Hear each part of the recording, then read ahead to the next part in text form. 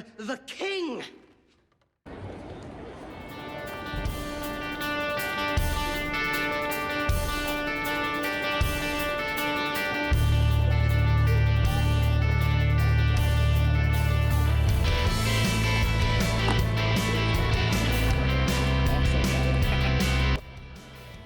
What's up, Headless Horde?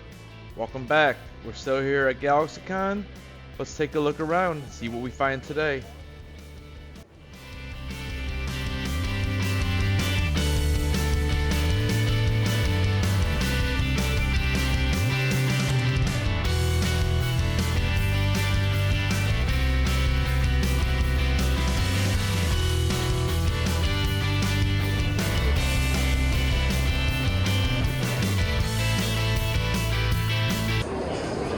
Hi guys, we're here with Megan LaFoy.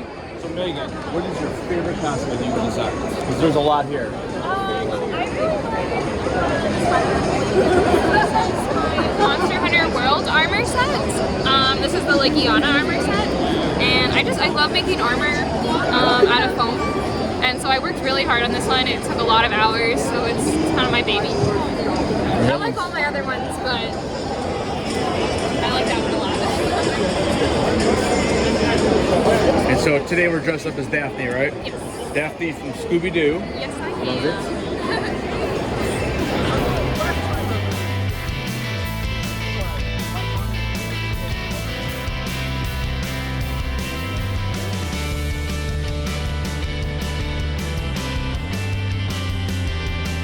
I found Grogu.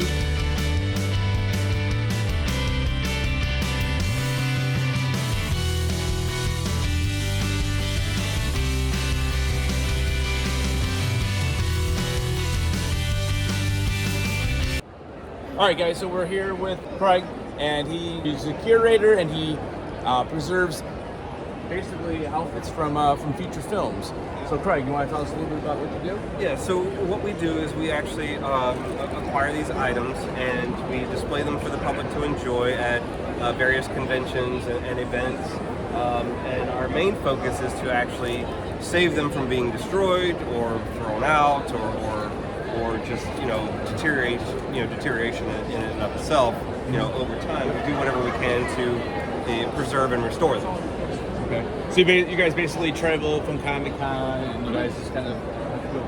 So you guys, is this anything being sold? Are they auctions or anything? This is just all. This is purely for the public to enjoy. That's the only reason that we do it is to get it back in front of the people and let people actually relive their favorite moments from these shows and movies. So how do you guys get your hands on this kind of stuff? 'Cause I'm looking at all the Harry Potter stuff. It's got to be worth some money. So it comes from various sources. There is no like one magic source. Honestly, for lack of a better word, it's what we do. We hunt for it, and when we find it, we do whatever we can to get it. So what's your favorite piece? Ooh, that's tough. That's tough. I'm gonna have to say either Pyramid or the Kate catsuit. Okay. All right. I'd probably have to go with those. Yeah. So I'm typically a Star Wars channel. Do you have anything Star Wars or Yes, anything like that? actually we have a couple pieces down there in the bottom case.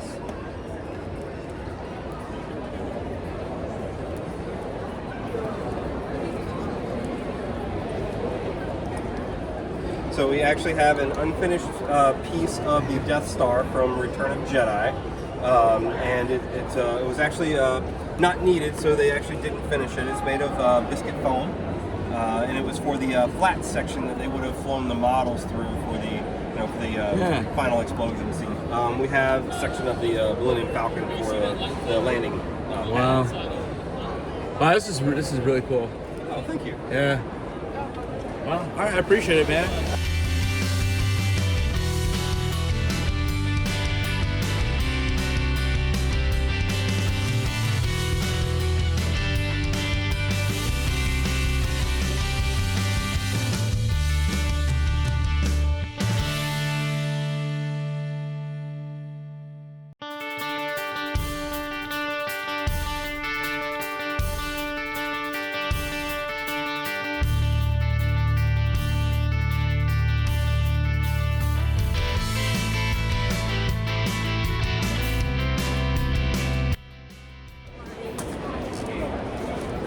We found She-Hulk.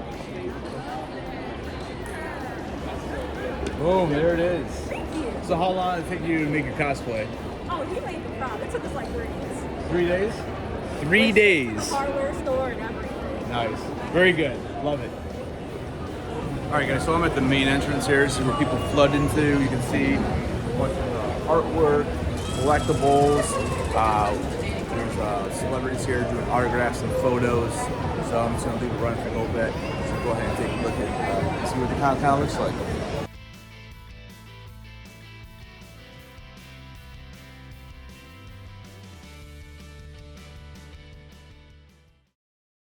All right, everyone, we're here with Witchy Brew, professional cosplayer. So, what is your favorite cosplay you ever made? My favorite cosplay I have ever made, haven't made yet, because you always strive for greatness. Just kidding. My favorite cosplay I've ever made probably is Scarecrow.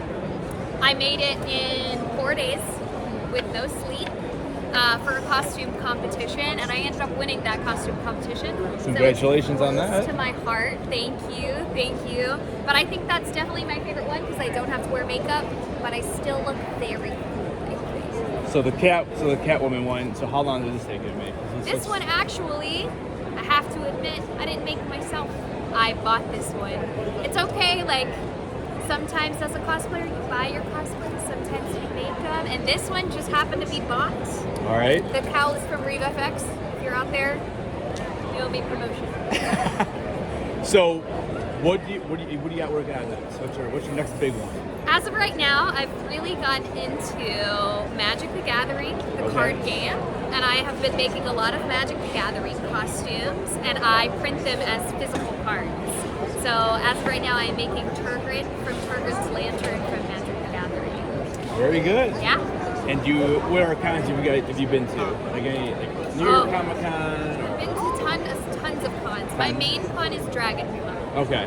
That's like my home base con, the con I always go back to. I'm based in Orlando though, so I go to MegaCon. Oh, okay. Yeah. And then we love the GalaxyCon, so I'll be at these. We do AWA, a lot of Atlanta cons as well. There's one in Raleigh, right? Yes. Yep. And you ever been to San Diego Comic Con or New York? You ever had a chance to do it? I personally haven't been to San Diego. I've been to New York. I haven't been to San Diego. San Diego is like a beast. It's like its own thing where it's these times 20. It's what I call media cons, not fan cons. Yeah. And they're a little intimidating to me. But I have been to New York Comic Con and I have done like C2E2 other pop cons and I think they're fun. Very good. Yeah. Well, thank you for your time. I appreciate it. Of course. It was nice to meet you guys.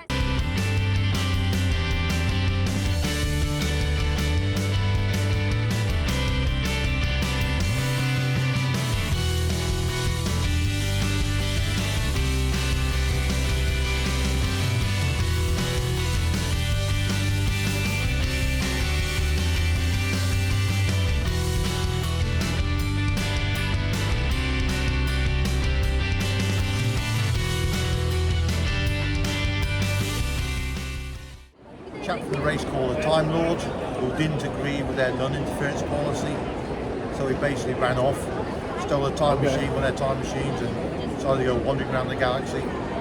And it's just basically all the scrapes he gets into. Yeah. And they kind of reinvented it for the 2000s, ways more, gets more involved with it.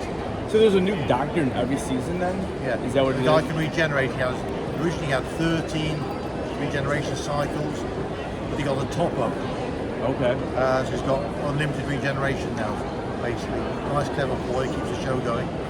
But now it's a woman for the first time ever, so, you know, they brought that idea in. So then you created like all of the robots? I worked on some of the stuff, yeah. And some of it, yeah. Some of the props and costumes, yeah. So what was the very first thing you worked on? That would have been 30 Years in the TARDIS, that one right there. I was actually Dalek in that one, and I was a Cyber controller. And then what year was that? At 93, just before I moved over here. Cool. All right, very good, man.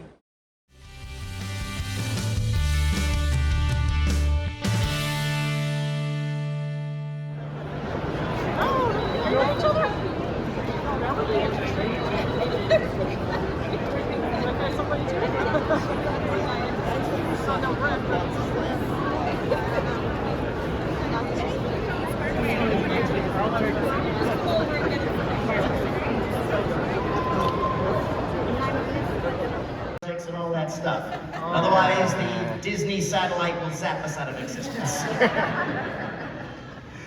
But with that being said, you have written these amazing books. Please tell this audience about it, because I've embraced them recently, and I'm really taken aback because your style, it's like Dr. Seuss, a little bit of the pattern of Dr. Seuss with the, I won't say the hardness, but almost a little bit of the spookiness of Shel Silverstein. You know, and a little bit of Neil Gaiman, and the rest I can tell is just all yours. It's a very personal project. I think you told me before that this has been in your head since you were very young. I first came up with the word squickerwonker when I was 14. Are there any teenagers in the audience? Yes. You guys are incubating some of the best ideas you'll ever have in your life right now. Write them all down. It's downhill from here. You're gonna get jobs and have kids, and the brain will just go. But right now, there's so many creative juices flowing right now. When I was 14, I spent a lot of time writing poetry and journaling and reading in my bedroom alone. I was one of those kids. And this was one of the brainchilds from that time. And my mom read this little poem I'd written called The Squickerwonkers, and she was like, "That's really good. You should try and publish that." And I was like, "You think everything I do is amazing. You're my mom. I'm not going to listen to that advice at all." And then the years would go on, and my mom would continually reuse it. She'd go, "You know, whatever happened to that poem, The Squickerwonkers? You should really do something with that." And so cut to 2010, 11, and I'm in New Zealand, and I'm filming The Hobbit, and spending a lot of time at the Weta Workshop, this incredible factory of creativity where not only is Peter Jackson cranking out the amazing films that he makes, but each person who works in the factory is encouraged to create their own projects and is really fostered in that effort. And I remember being in that environment and being like, I want to work here. I want to make my own projects. This is so fun. And so I approached the head of the workshop, Richard Taylor, such an incredible man. I'm sure some of you are familiar with him and his work. And just said, I write stuff, and I would love to publish something that would be illustrated by one of your artists. And he introduced me to this fellow named Johnny Fraser Allen, and Johnny Fraser did the art for the first book called The Pre-Show. And what happened was I just presented him with like 5 or 6 of my stories, and he said, I like this one. This is what I want to do. And it was the Squickerwonkers. And I thought that was such a cool nod to my mom and her faith in me and the story. Selma the Spoiled. And it's the continuation of this story, which is about a little girl named Selma who becomes a Squickerwonker puppet. Spoiler, that was a huge spoiler. Give me a treat! I want that dress! I insist that you come out to play! It seemed nothing had changed, for the girl was deranged in her need to have things her own way. A much bigger toy! A jester for me! I want my own traveling show! What Selma would choose, no one dared to refuse. The answer could never be no. When daily the Squickers paraded through town, Selma came with a skip and a smile. It gave her great pleasure to seek out some treasure and add it to her growing pile. And then in the illustration, there's like a hand reaching out of the pile. There's like 2 legs sticking up out of the other side of the pile. This is Rodrigo's beautiful work. That's just a pile of all the things that Selma has been collecting in her spoiled nature. And then this one is beautiful. Wow. We sell this poster at squickerwonkers.com.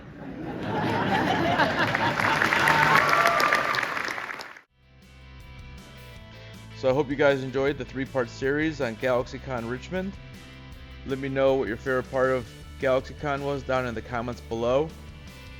Use the hashtag Headless Horde for your chance to win a Batman Beyond Funko Soda with possible chase. You need to be a subscriber.